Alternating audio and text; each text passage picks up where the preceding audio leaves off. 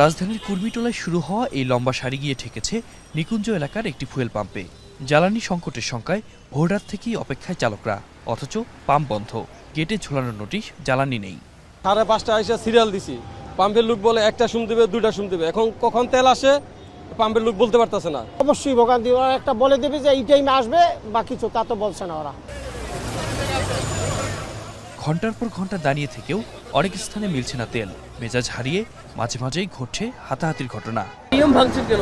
Sorry ভাই, আমরা চেয়ারই খাইয়ে আসছি, আর পরে যদি না দেন, না দিলে চলে যেতে হবে, স্যার উপায় নেই। ডিসিপ্লিন মেনটেন করে রাখলে সমস্যা নেই। শাহবাগ, শেরেবাংলা নগর, তেজগাঁও চালু থাকা পাম্পগুলোর সামনেও লম্বা লাইন, তবে সেখানেও কেবলই ভোগান্তির গল্প। শেয়ারি টাইমে শেয়ারি খায় এসে লাইন ধরছি, নাইলে 200 গাড়ির পিছনে আসছিলাম, এই মাত্র পাম্পের ভিতরে ঢুকলাম। তেল থাকতেও আবার অনেক সময় বলে তেল নাই, এই পাম্প ওই পাম্প ঘুরতে ঘুরতে আমাদের এমনিও তেল শেষ হয়ে যায়। ম্যাক্সিমাম হন্ডায় যদি আপনি সর্বনিম্ন 500 টাকা করে তেল দেন, এক সপ্তাহ চলার মতো তেল থাকলে অনেকে আর এই পাম্পে আসবে না।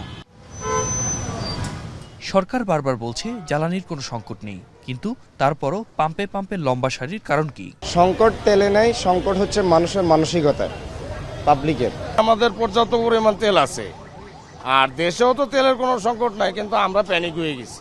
এদিকে রাইড শেয়ারিং মোটরসাইকেল চালকরা এখন থেকে দিনে 2 লিটারের পরিবর্তে 5 লিটার করে তেল পাবে বলে জানিয়েছে বিপিসি। এতে কিছুটা স্বস্তি ফিরেছে তাদের মাঝে।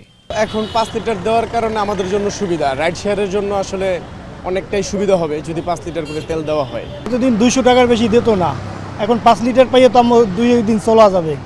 আমরা আসলে খুশি। আতিক বেজবালগ্ন, এখন Dhaka. Lily ultrasoft serum gel, যা গভীর থেকে স্কিনে দেয় 3 গুণ সিরাম হাইড্রেশন। সিরাম জেল হাইড্রেশনে ব্রাইট থাকো সব সিজনে।